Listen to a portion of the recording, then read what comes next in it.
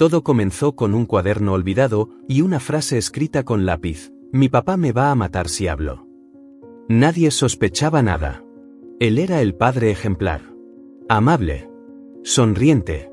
Pero lo que esa niña ocultaba detrás de sus mangas largas era un infierno que no podía callar más. Y lo peor es que, cuando decidí ayudarla, no solo puse en riesgo mi amistad. Puse en riesgo mi vida. Ponte cómodo, porque esta historia no es un cuento. Es una advertencia.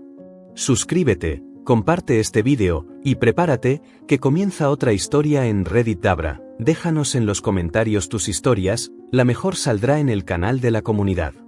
Mi nombre es Carlos, la primera vez que la vi, me pareció invisible. Literalmente.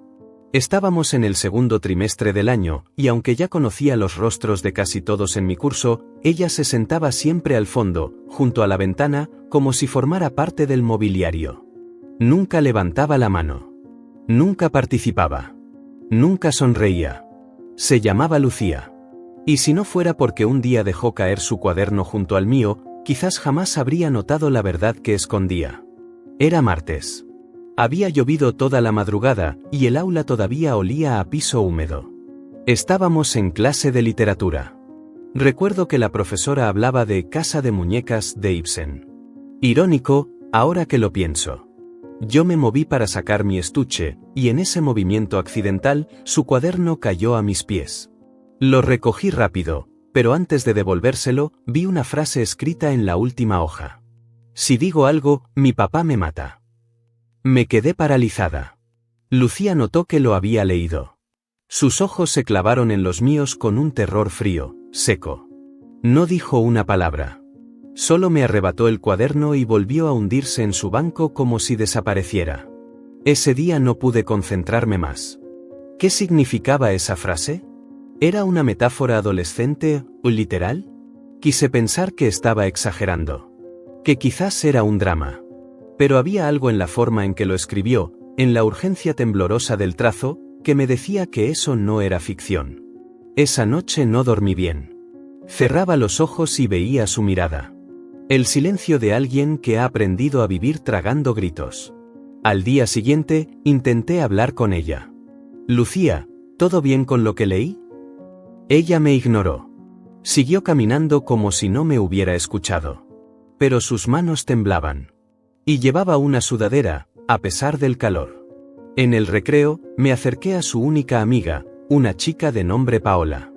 ¿Lucía está bien? Paola se tensó. ¿Por qué preguntas? Solo, la noto apagada. Ella siempre es así. ¿Y su papá? ¿Lo conoces? Ahí noté el miedo. En los ojos de Paola. En su repentino silencio.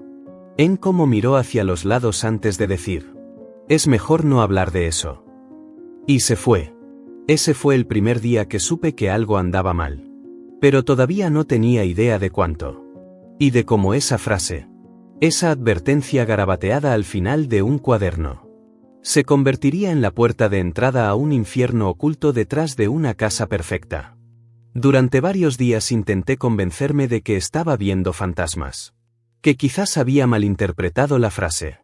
Que tal vez era solo una descarga emocional de una adolescente harta de la autoridad.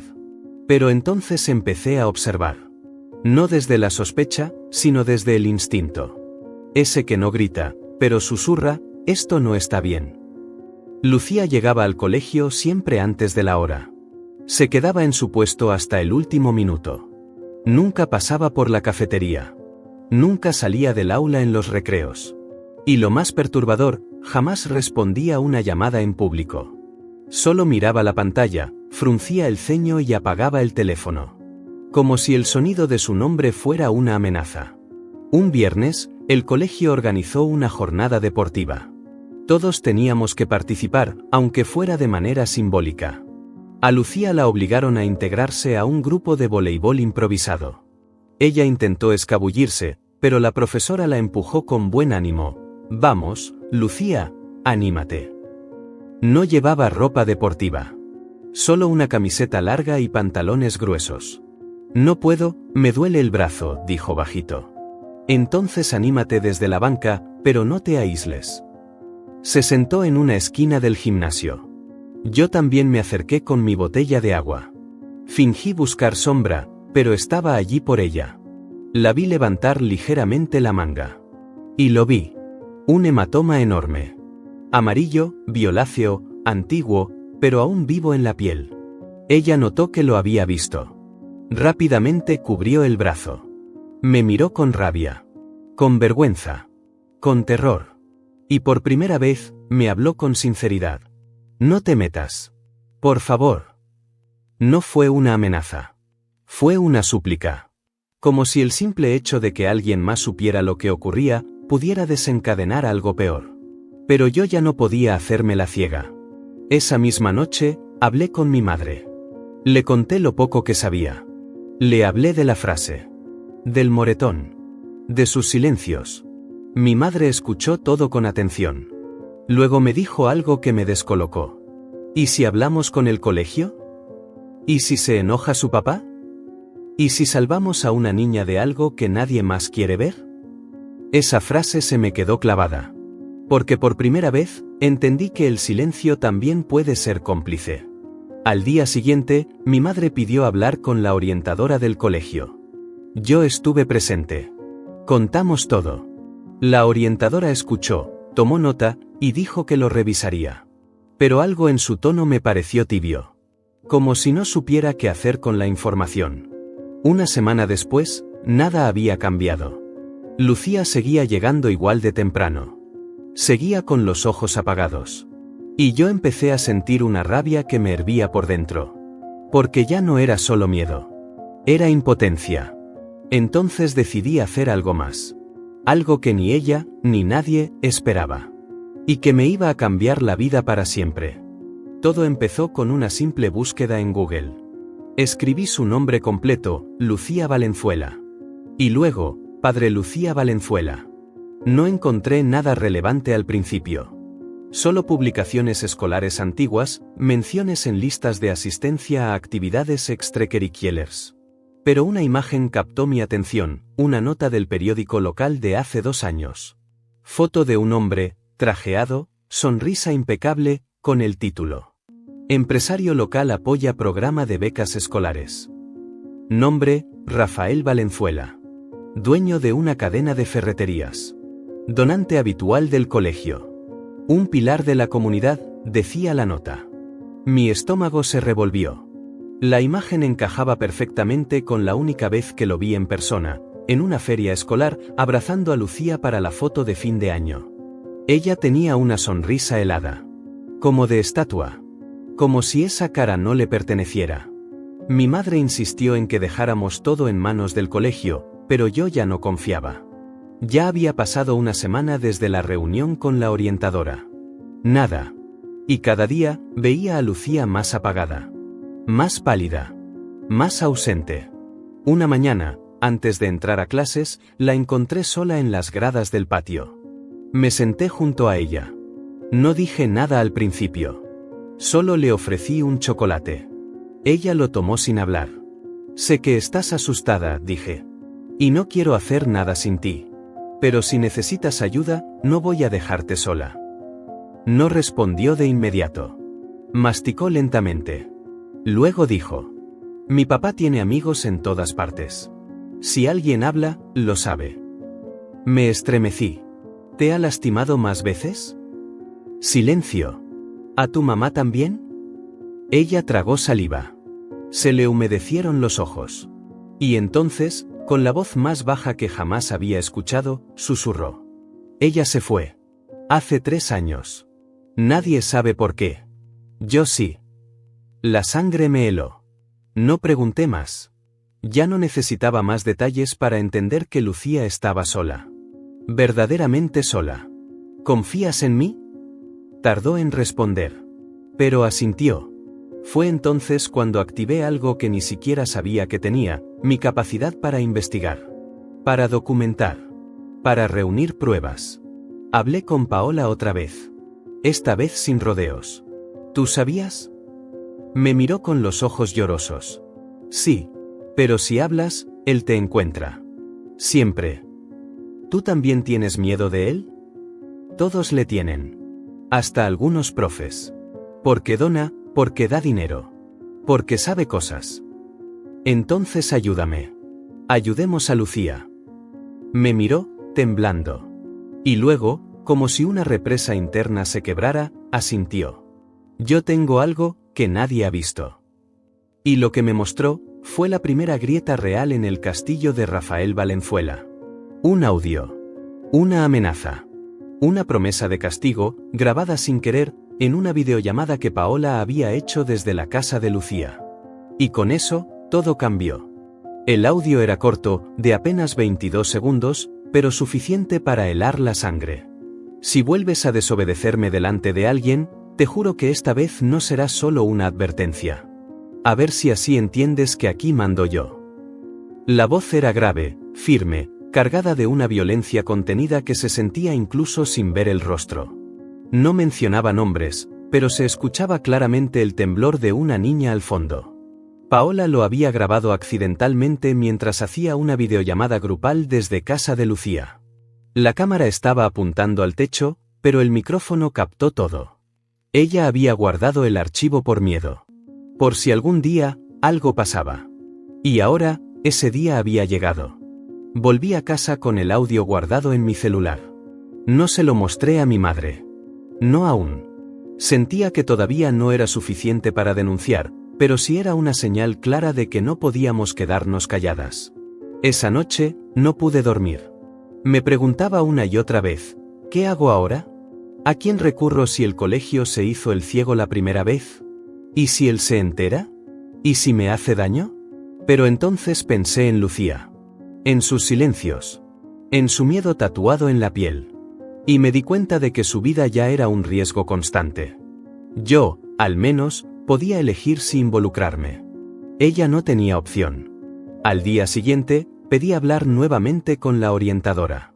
Esta vez fui sola. Entré con el celular en la mano, el corazón a 1000 y el archivo listo para reproducir. Quiero que escuche esto, le dije sin rodeos. Puso cara de duda, pero me prestó atención. Reproduje el audio. El silencio que siguió fue largo. Denso. Insoportable. ¿Dónde conseguiste eso? No puedo revelar esa parte. Solo sé que es real. Y que Lucía necesita ayuda. La orientadora guardó silencio unos segundos más. Luego dijo: esto es grave. Pero también delicado. Necesito escalar esto a la dirección. ¿Van a actuar esta vez? No lo sé. Pero gracias por traer esto. Has sido valiente. No me tranquilizó. Salí de esa oficina con más dudas que certezas. Y mis sospechas se confirmaron al día siguiente, no solo no hicieron nada. Lucía fue llamada a dirección. Y esa noche, no vino al colegio. El lunes tampoco. Ni el martes. Ni el resto de la semana. Pregunté a Paola. Me dijo que no sabía nada. Que Lucía no respondía. Que su casa estaba cerrada. Me sentí culpable. Como si al intentar ayudarla, la hubiera empujado a un peligro mayor. Y entonces, el jueves por la noche, recibí un mensaje anónimo. Sin nombre. Sin firma. Solo una línea. Deja de meterte donde no te llaman. Podrías salir lastimada. Y en ese instante, supe que él lo sabía. Rafael Valenzuela sabía que alguien lo estaba desafiando. Y había decidido responder. El mensaje me dejó helada. No tenía nombre, pero no lo necesitaba. Era él. Lo sentí en la forma de las palabras. En el tono frío. En la amenaza velada. Apagué el teléfono. Cerré las cortinas de mi cuarto.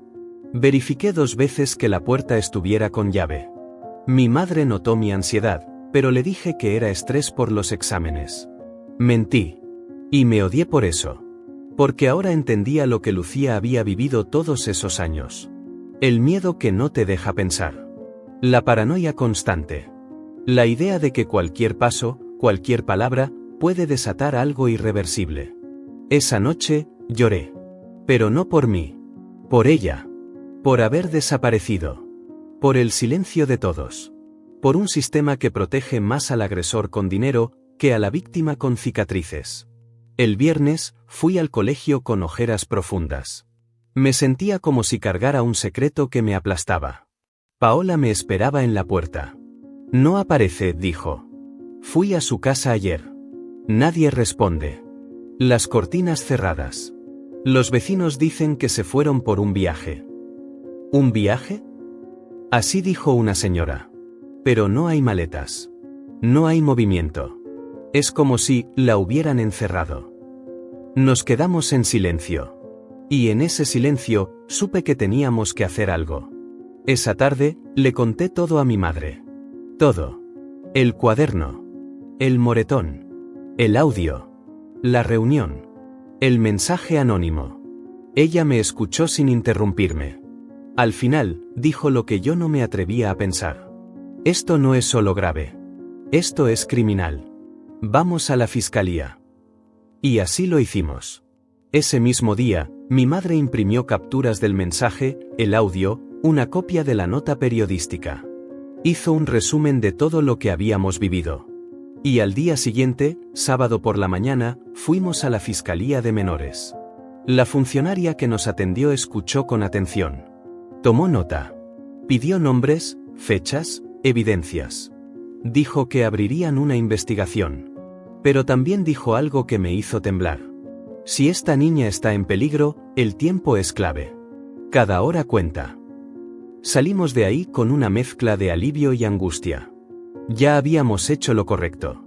Pero aún no sabíamos si llegábamos a tiempo.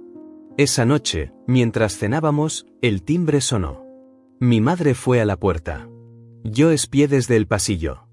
Era un hombre de traje. No era Rafael. Pero dijo su nombre.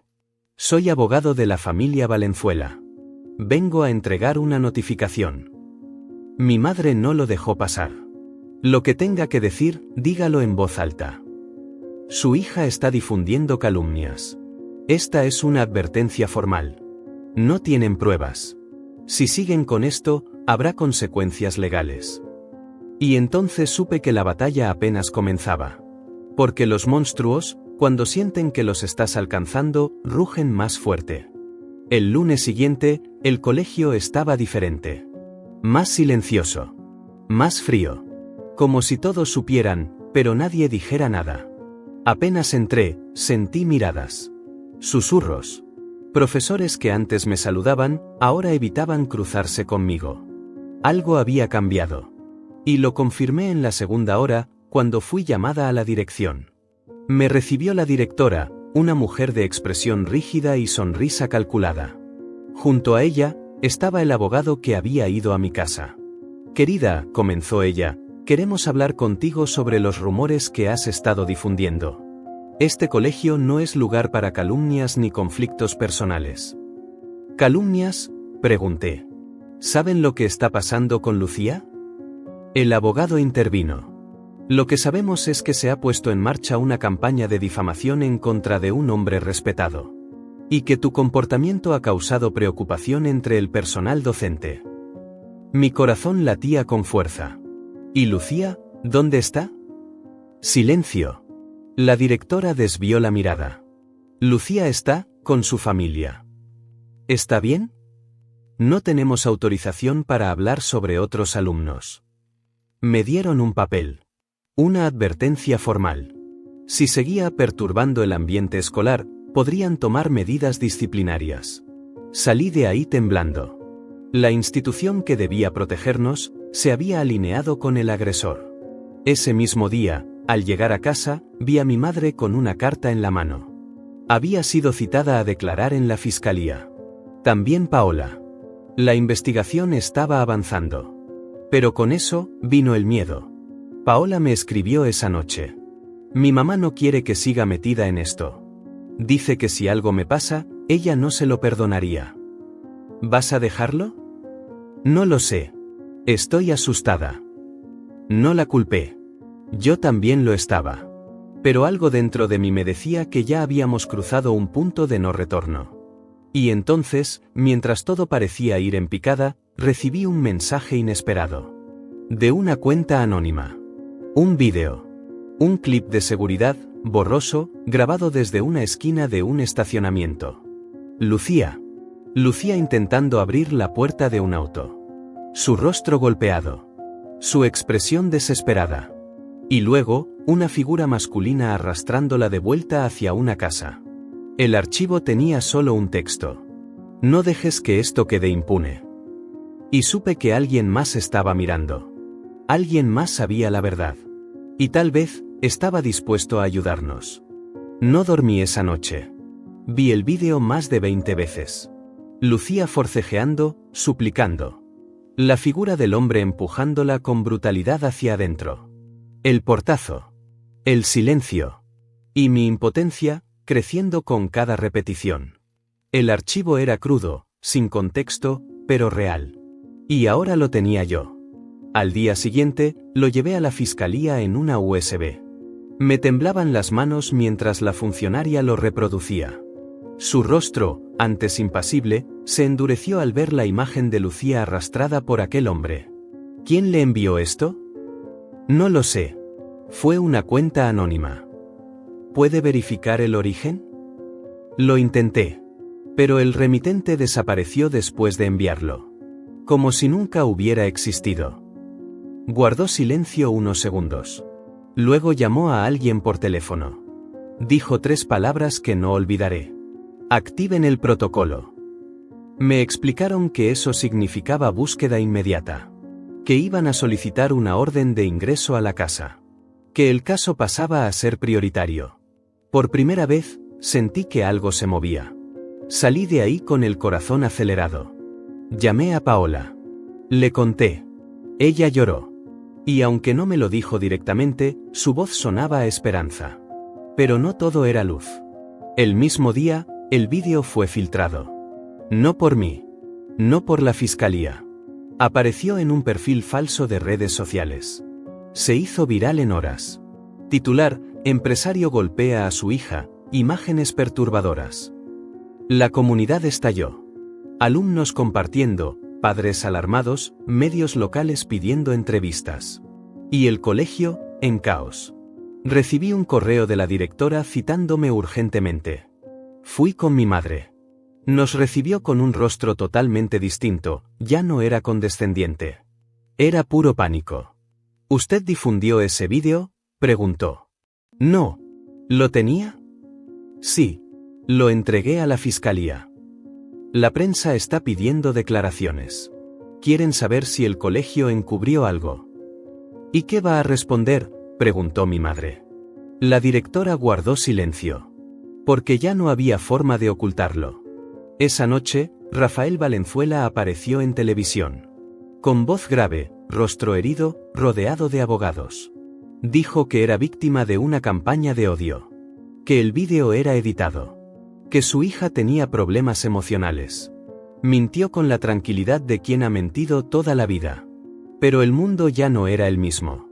Y la verdad, ya había comenzado a filtrarse por las grietas de su fachada.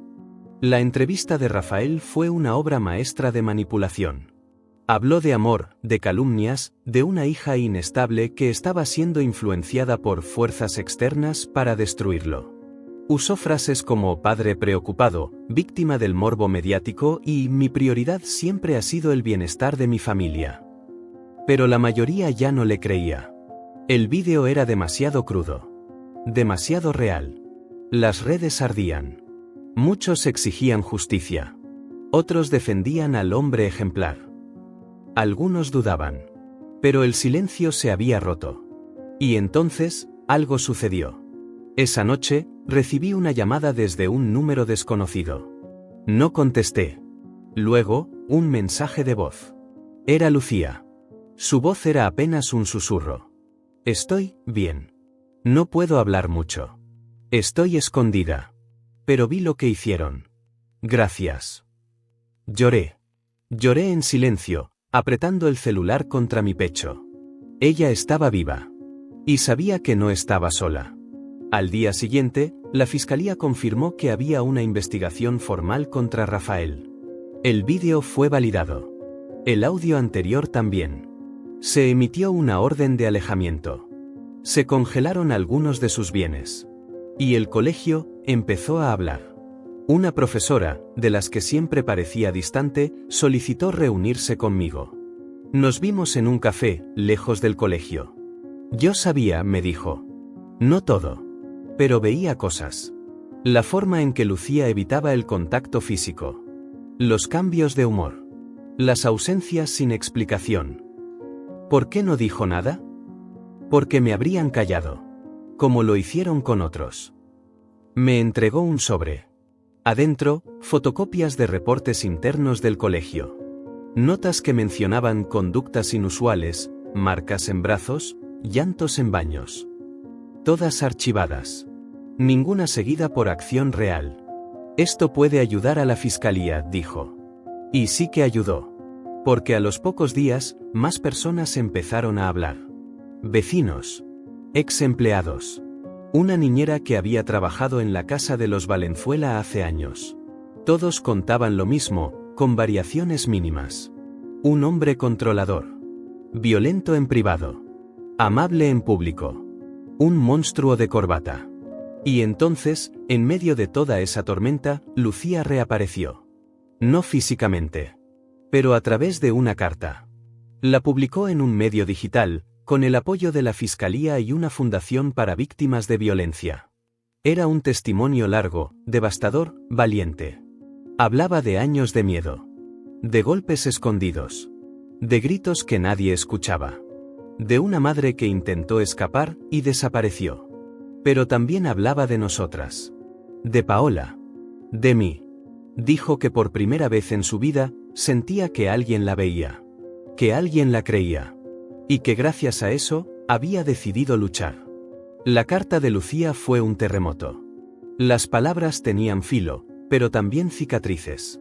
No era solo una denuncia, era una memoria viva de una infancia robada.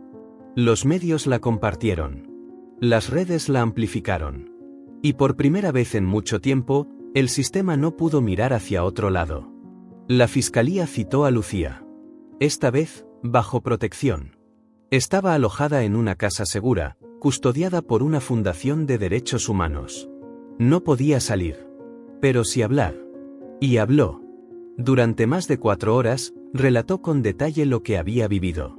Describió fechas. Golpes. Castigos. Amenazas.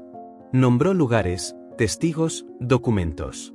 Dijo que su madre había intentado huir con ella cuando tenía 9 años. Que Rafael las encontró. Que desde entonces, nunca volvió a verla. La policía reabrió un caso cerrado por desaparición voluntaria. El monstruo comenzaba a perder sus máscaras. En el colegio, los directivos intentaron lavarse las manos. Dijeron que nunca recibieron denuncias formales. Que no sabían del audio. Que no tenían conocimiento de la carta original. Pero los documentos que me dio aquella profesora contaban otra historia. Y los medios empezaron a atar cabos. Mientras todo eso sucedía, Paola y yo fuimos llamadas a declarar nuevamente. Esta vez ante un juez.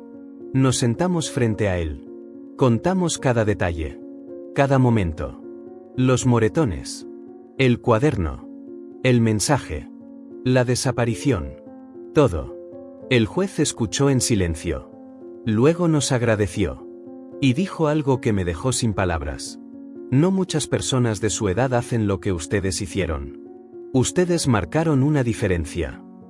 Esa noche, al volver a casa, me sentí diferente. Cansada, sí. Pero también firme. Como si algo en mí hubiera madurado a la fuerza. Pero la historia no había terminado. Porque al día siguiente, una noticia rompió Internet. Habían encontrado restos humanos en un terreno que pertenecía a Rafael Valenzuela. No había confirmación oficial. Pero los rumores eran claros. Una mujer.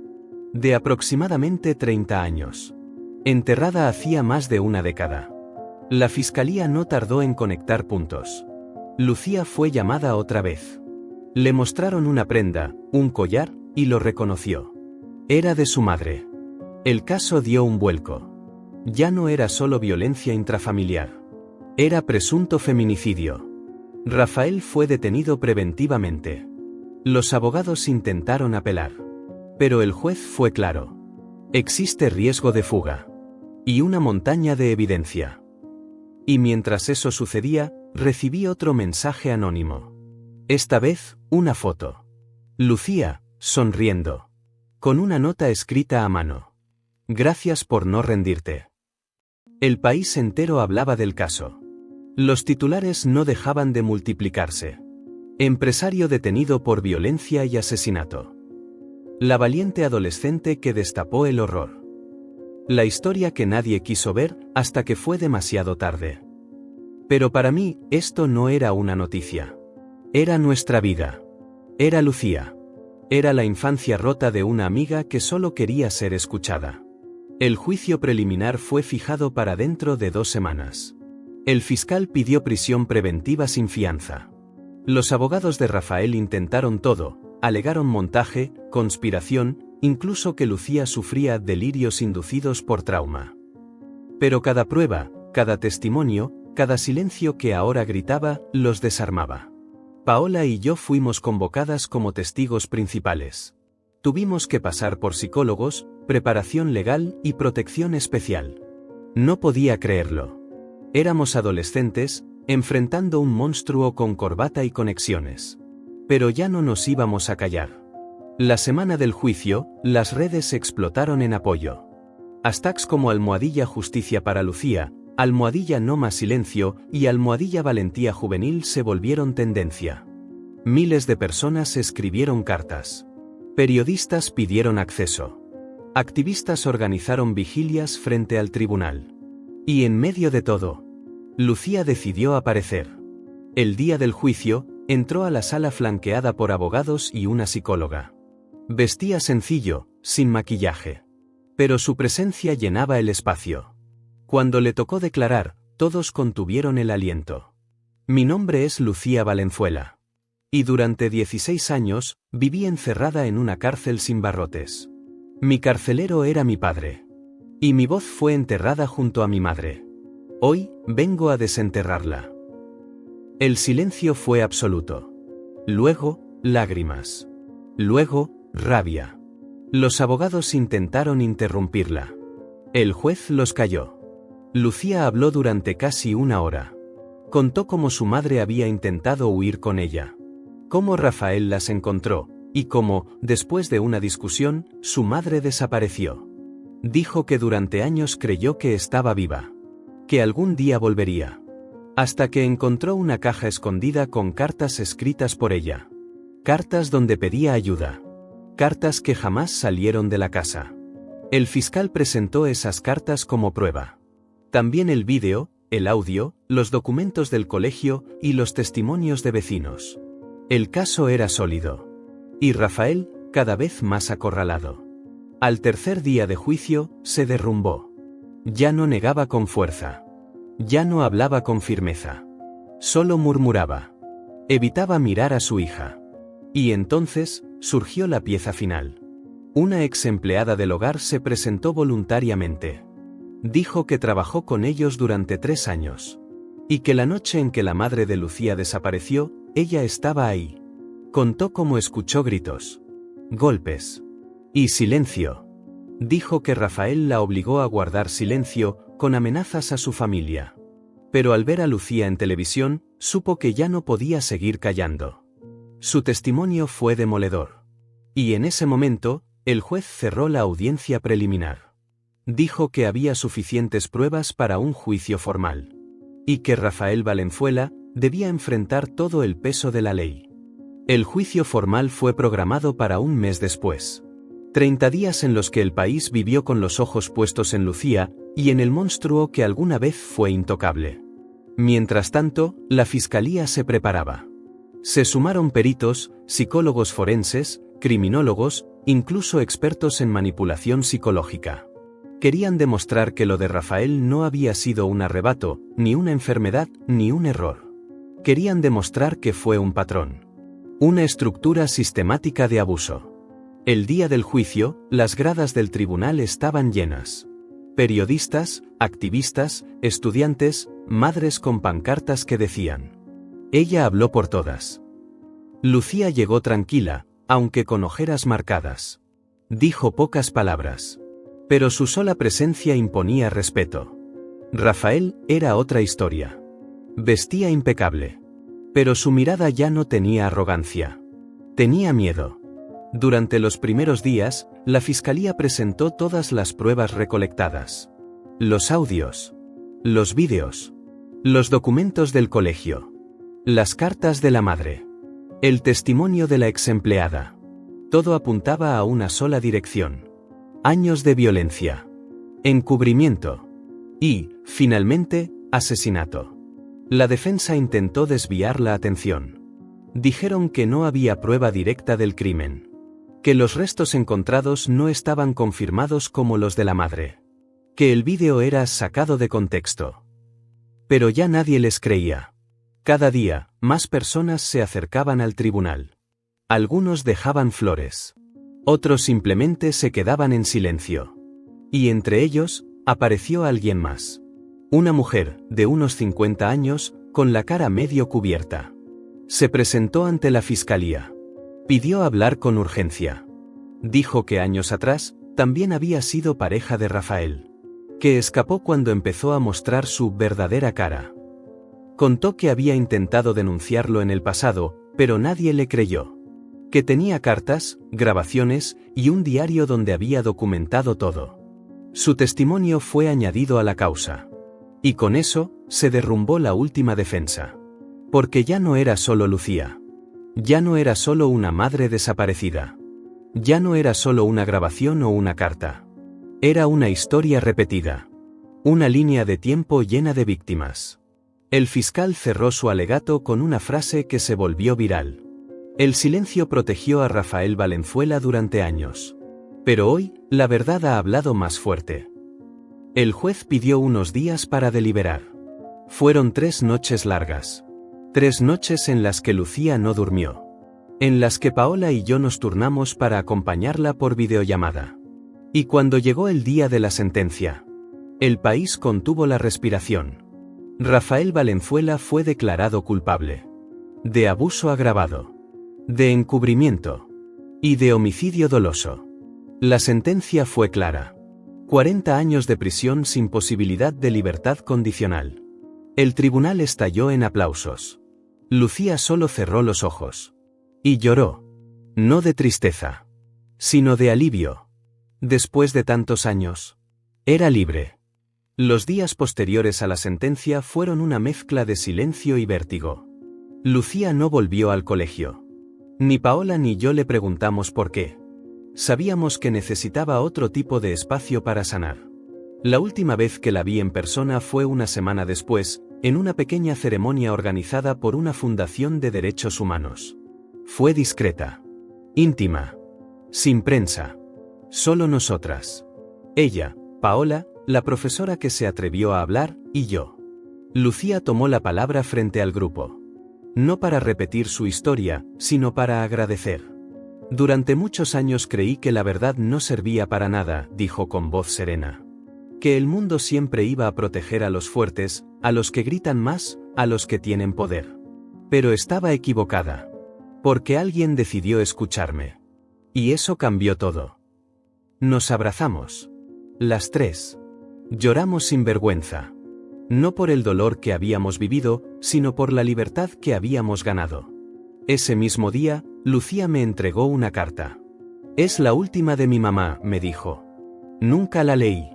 Me daba miedo. Pero creo que ahora es el momento. Esperé a estar sola para abrirla. Era una hoja doblada con cuidado, escrita con tinta azul. La letra era suave, como una voz que susurra. A mi hija. Si alguna vez lees esto, es porque lograste salir.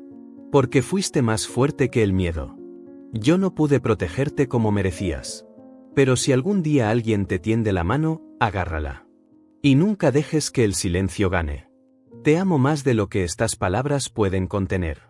Mamá. La guardé en mi diario.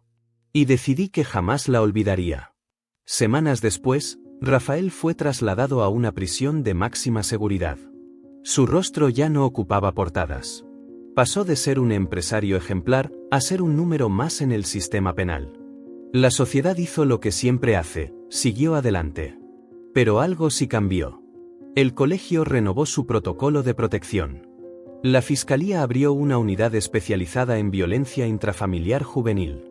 Se aprobó una ley con el nombre simbólico de Ley Lucía, que obliga a toda institución educativa a actuar ante cualquier señal de abuso, sin excusas. Lucía se mudó. Empezó una terapia intensiva en otro país. Pero antes de irse, me escribió un último mensaje. Gracias por no mirar hacia otro lado. Gracias por ver en mí algo que yo no podía ver. Y gracias por creer que la verdad merecía ser contada. Ahora, cada vez que alguien me pregunta si vale la pena hablar, si vale la pena romper el silencio, pienso en su voz, en su mirada, en su historia, y respondo sin dudar. Sí, siempre. Han pasado 3 años desde aquel juicio. 3 años desde que Lucía decidió hablar. Desde que la verdad se abrió paso entre los escombros del miedo. Hoy, muchas cosas han cambiado. Y otras, permanecen intactas. Paola estudia psicología. Dice que quiere ayudar a niñas como Lucía. Como nosotras. Porque entendió, demasiado pronto, que el alma también sangra. Y que alguien tiene que aprender a curarla. Yo escribo historias, ensayos, verdades. No como periodista, ni como activista profesional. Sino como alguien que un día decidió que no quería ser cómplice del silencio. Hace poco publiqué un texto en una revista escolar sobre violencia silenciosa. Se viralizó sin que lo esperara. Una frase, en particular, fue compartida por miles. El problema no es solo el monstruo. Es todo el mundo que prefiere cerrar los ojos mientras él destruye. A veces me preguntan por Lucía. ¿Dónde está? ¿Cómo está? La respuesta es, viva. En construcción. Con cicatrices, pero de pie. Nos escribimos de vez en cuando. Mensajes breves, sinceros. Hace unos meses, me mandó una foto. Ella, en una montaña, con el cabello suelto al viento. Subí sin ayuda, decía el texto. Y no me caí. Lloré. Porque entendí lo que esa imagen significaba. Subir una montaña después del infierno no es turismo. Es renacer. Su caso sigue siendo estudiado en facultades de Derecho, en foros de derechos humanos, en charlas de prevención. La Ley Lucía salvó a 2 niñas de situaciones similares el año pasado. Y esa fue nuestra victoria silenciosa. Pero entre todos los logros, hay uno que me marcó para siempre. Un día, saliendo del colegio, una niña de primero me alcanzó corriendo. No la conocía. ¿Eres tú?, me preguntó, con los ojos grandes. ¿Yo qué? La que ayudó a la chica que estaba triste. Asentí, con una sonrisa. Ella sacó de su mochila una carta doblada en 4. ¿Puedes dársela? No sé dónde vive, pero quería decirle algo. La tomé con cuidado. Al abrirla, leí solo una frase escrita con letras torpes y sinceras. Gracias por no rendirte. Guardé esa carta como un tesoro.